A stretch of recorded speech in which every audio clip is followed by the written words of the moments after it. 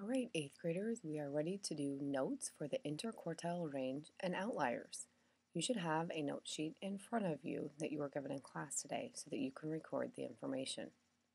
The first definition that you need to put on your sheet, and again, if you need to catch up, make sure that you push pause on the video so that you give yourself a chance to write in the correct definition and the correct data.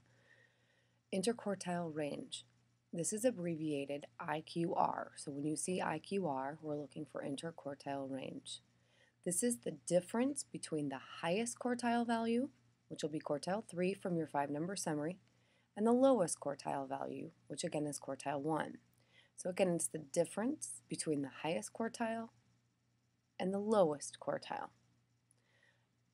In the picture of the box and whiskers plot, this actually gives us the length of the box. So that might be an important piece for you to add, is that it's the length of the box. It is found if you just subtract, because of the definition difference is subtract, quartile 3 minus quartile 1.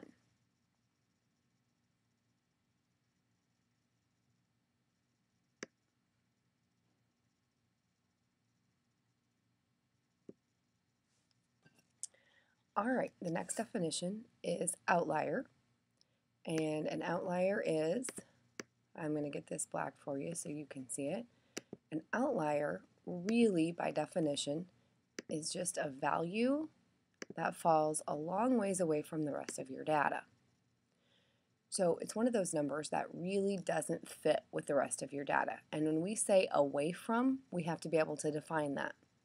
So that is defined by being more than 1.5 times the IQR away from the first and third quartile.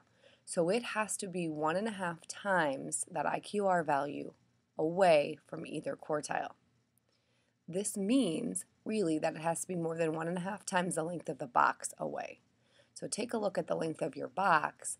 Is it 1.5 boxes away from that quartile? If it is, it's an outlier. And there's actually a mathematical way to calculate that, which we will do. Again, make sure that you have the definition being more than 1.5 times the IQR away from the first and third quartiles. I have tried to show you that just in another way. In order to have an outlier, you must have a value that is under 1.5 times the IQR away from Q1, or you must have a value which is greater than 1.5 times the IQR away from Q3. And again, we'll take a look at the actual calculations that we do in just a minute.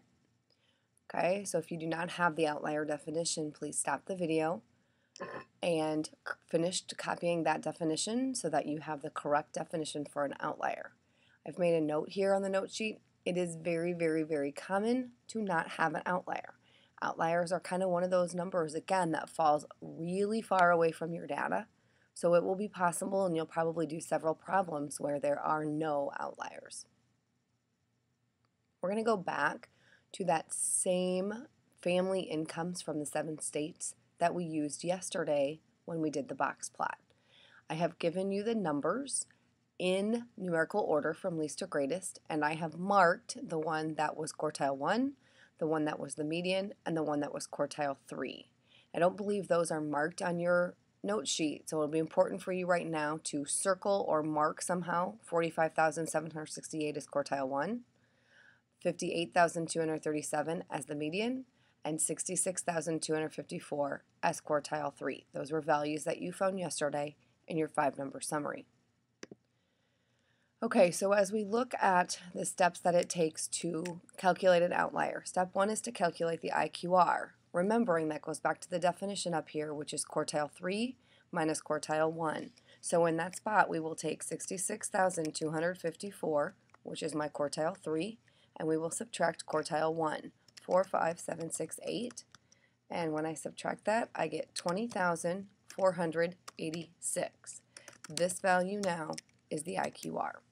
So it is $20,486 from my lowest quartile to my highest quartile. Okay, the next step is to take that interquartile range, your IQR, the length of the box, that 20,486 that we just found, and multiply it times 1.5. We need to find out how far away I can be before I'm an outlier. So taking 20,486 times 1.5 gives me 30,729. This means that a value would have to be 30,729 units away from my quartile before it was an outlier.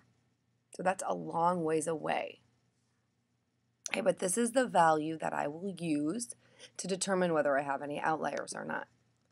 Okay, I am on to step 3 now. I'm going to determine where those values have to be considered an outlier.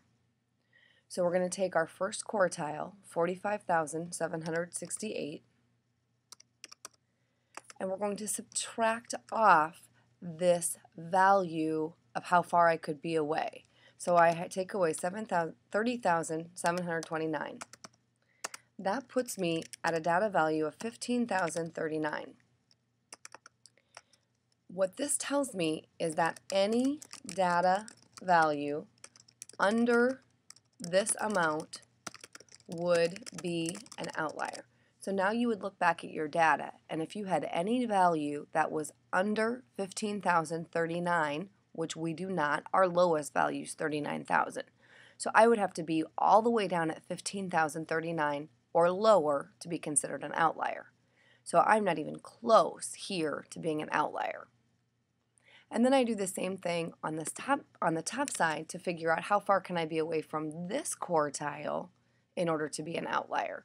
So this time I take 66,254, the upper quartile or quartile 3, and I add on this step 2 number of 30,729, the value that I can be away. That puts me at 96,983. This says that any data value that is over this amount would be an outlier. Again, we don't have any value that's that big. It would take a value of 96,983 to be an outlier on the upper half. There is no value that's that big. Therefore, my answer to this problem is this data has no outliers, which again, remember I said it was very common, but we have to check our numbers and get this low value and this high value to determine if there are any outliers. So for this problem, you simply write this data has no outliers. And that's how you do it. We'll look at some examples tomorrow.